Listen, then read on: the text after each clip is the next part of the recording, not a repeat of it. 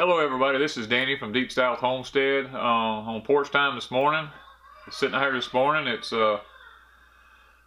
33 degrees according to my thermometer, so pretty chilly. We're hoping that our cane didn't get too cold. You know, we still have some people wanting seed cane, so we're just praying that it didn't get cold enough to hurt that. But I'm going to try to make this quick because we got a lot to do today. You can probably see the steam coming out of my mouth. But the topic today is, can homesteaders have nice things? This is something that I see this all the time. It's comments are made on to us. I see it on other channels. There seems to be this thing that if you're a homesteader, you can't have anything nice. And guys, there's nothing further from the truth than that. This is a misconception. There's this thing floating around that if you're a homesteader, you got to live in a small rundown house, and it's got to be a little tiny house, and that you can't have anything in life. And you know, in order to be debt free, you can't have anything, and there's nothing further from the truth than that. What you own and what you have is based on your ability to handle finances. You don't have to have a lot of money. That's just the thing about it. You just have to know how to use what you have. Now, one thing I learned in a counseling class that I was in years ago is people have a tendency to label people, and we have to be careful about that. Because it's not right to label people. That's one thing that the counselor was showing in the class, was that so many times we talk about people and we label them like my drug addict brother, or you know, or my sorry in-laws, or you know, we always put that adjective in front of it that labels them, and that's wrong. It's wrong to put a word in front of something to label somebody, because we're all created by God. We're all individuals. We all have our own way of doing things, and one way doesn't make another way wrong. Just because you don't do it my way, it doesn't make you wrong, or I don't do it your way, it doesn't make it wrong. Everybody has their own way of doing things. And we all are reaching for the same goal. We just may be going about it in a different manner. And it may be because of our temperament, our makeup, whatever. We all try to achieve the goals at maybe at different speeds. But the bottom line is this. Y'all have to excuse me this morning. It's so cold out here. My throat is trying to clog up on me. But it's all about this, guys. We all have our ways of doing things. And it doesn't make it wrong if you don't do it the way somebody else does it. Find what works for you and do it. Now, if being a minimalist is what you desire in life, and that is what you want more than anything else, then be a minimalist homesteader and be okay with it. It's okay if that's what you want. If you want to be one that lives comfortable and has a healthy nest egg to fall back on, there's nothing wrong with that. If that's what you desire in life, then you do that. That doesn't make you wrong from the minimalist. We've got to get this mentality in our head that not everybody is equal. This thing about equality comes from communism. Some people are achievers, some aren't. Some are content with small. Some have to have a lot to be content. It doesn't make either one of us wrong. It just simply means that we are who we are. You know, and if y'all hear a vehicle in the background, my neighbor just cranked his diesel truck up over there. He'll be leaving out in a minute. But guys, this is my point. We got this mentality in our head that if I don't have what somebody else has on their homestead, then I'm not successful. And that makes me not the homesteader that I need to be. That's not true, guys. Be who you are. Achieve the goals that you want to achieve. Do them in the time frame that works for you. Now, we've been doing a lot of reading, a lot of research on the Great Depression and maybe even before that era. And homesteading back then was, it was 160 acres of land, and you had to, for 5 years, you had to make improvements on it, you had to live on it, you had to, there's a whole bunch of rules that went with it, you had to make part of your living off of it and stuff like that. And like in one of my previous videos, we talked about how that modern homesteading has changed. The one thing that's for sure, life changes, and with changes in life comes changes in homesteading, and we have to accept that. If somebody doesn't homestead the way you homestead, that does not make them wrong. It just means they have a different way of achieving their goal. Now, if you want to live on 5 acres and homestead that, and you're comfortable with that, then that's great. If you want to live on 100 acres, if that's what you feel like you need to be successful, then go for 100 acres. Guys, I have YouTube friends. I got like Okie Rob. Okie Rob, I've been watching Okie Rob for a long, long time. And, Okie's got a huge place. I call it huge. It's several, a lot of acreage.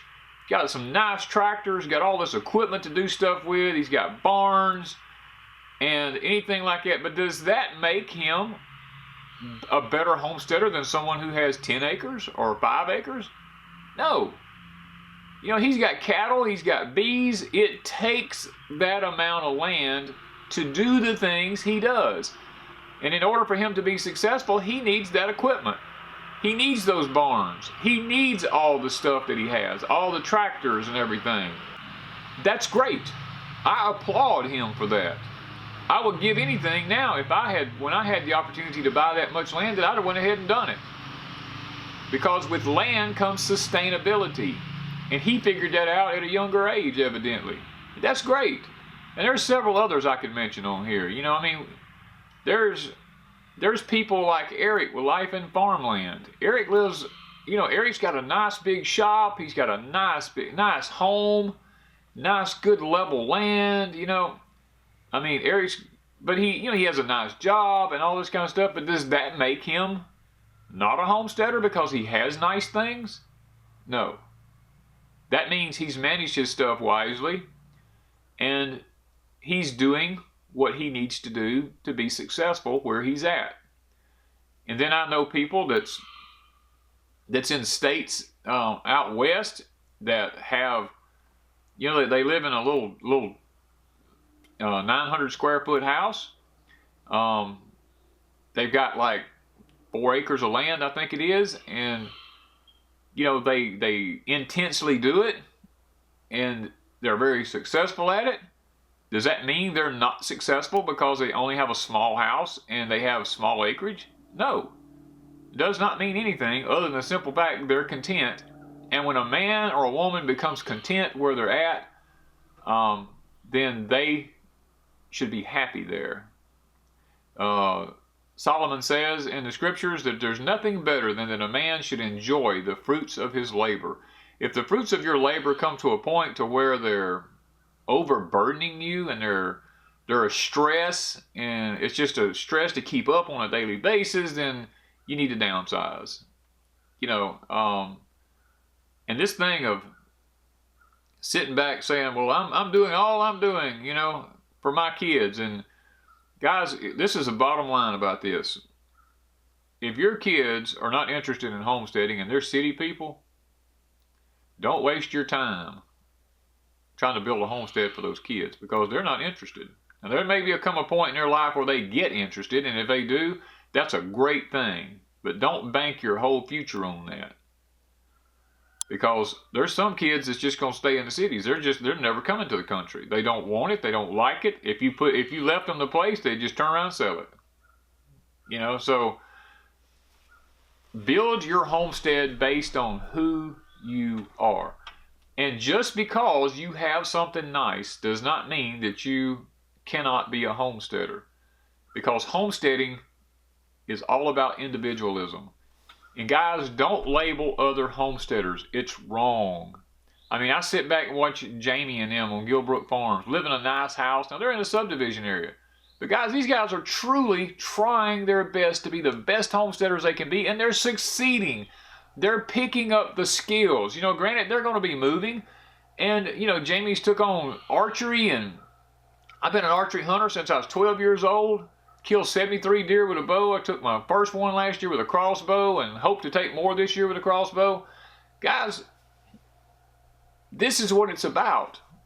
It's about setting your goals, about being more self-reliant, and designing your homesteads on that. Now, I don't know what their new homestead's going to be. They haven't showed it. They haven't told us how many acres or if it's even acres. You know, it may be a small area. But the deal is, they are trying to achieve the goals that they want, and they're going after it. You know, just because they live in a nice home, does that make them not a homesteader? No.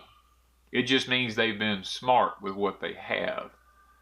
You know, and guys, that's what homesteading is all about. It's about using wisdom.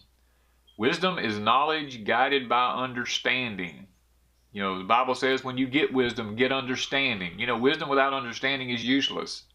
You can have all the wisdom in the world, but if you don't know how to use it and apply it at the right times, it's useless. So, my encouragement for you today is to not badger other homesteaders because they don't homestead the way you do or the way I do. Because we're all different. We're from all makes and walks of life, all races, creeds, and whatever you want to call it, nationalities. We're from all over the world, and we are doing it the way we know how to do it, and that's what makes things great, is that we all have different personalities, and with these different personalities comes different ways of doing things. If we were all doing it the same way, we'd be a bunch of clones, and we'd be like robots, and nobody would ever get outside their comfort zones. But because you have those people who love to get outside their comfort zones and explore new territories and explore new ways of doing things, that, my friend, is when we begin to excel in life. That's when we learn things. That's when we come up with things. You know, just think about it. If, what's his name? Louis Pasteur hadn't learned about pasteurization and stuff like that, today we wouldn't be pasteurizing milk. I mean, somebody steps outside their comfort zones and they experiment and they learn things. And when they do, everybody benefits from it. And guys, that's part of our journey here on YouTube at Deep South Homestead, is that we are trying to experience different things, and we're experimenting with different things so that we can bring new ideas to y'all, like the Cherokee garden thing. Guys, this is just eating me up on the inside. I'm trying to learn sustainable foods that take minimal amounts of effort, that are high in nutrition, last a long time on a shelf without doing anything to them. All you got to do is just go in there and cut one and cook it and eat it, or things that just last, you know. Oh, that's what I want to do. I want to experiment with that so that I can bring the new news to you guys. You know, I mean, that's what we should be doing as homesteaders, rather than bickering back and forth with one another because we don't like who they talk to, or if they're friends with that person, then I'm not going to be friends with you. You know, that kind of stupid nonsense. They said something on my channel. If you're friends with them, I'm not going to have anything to do with you. You know, guys, that's just stupidity. And that ain't how we operate here. Our mission and our goal is to learn and share the knowledge. I don't care who you are. I don't care what you say. You know, you can, I mean, unless you come on here and start doing something stupid and foul, you don't bother me a bit in the world. I'm out here for those who want to learn. If you don't want to learn, that ain't my problem. You're the one that's going to get left behind, not me. Move out of the way.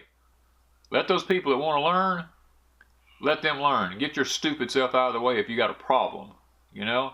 because that's what homesteading is all about. Homesteading is about working with one another. It's about creating community, not labeling each other, not going, well, I can't have anything to do with them. You know, they live in this big old fine home. They just a bunch of fakes out there. They're phonies. Well, you know what? Crap hits a fan, they may be the one making it, and you may be the one looking at them one day going, gosh, if I'd have just paid attention to what they were saying, possibly I'd have something to eat. Man, was I stupid. You know, guys, love one another. That's the last commandment that Christ left with us in the New Testament, was to love one another. And there's no greater commandment, Christ told his disciples, than to love one another. And it's about time, as YouTubers, we quit being like the religious sector of the world and bickering and fussing with one another because my religion's a little bit different than your religion, or I can't get along with you, I don't like the color in this church, or I don't like this, or I don't like that, so we break off and we create a new religion.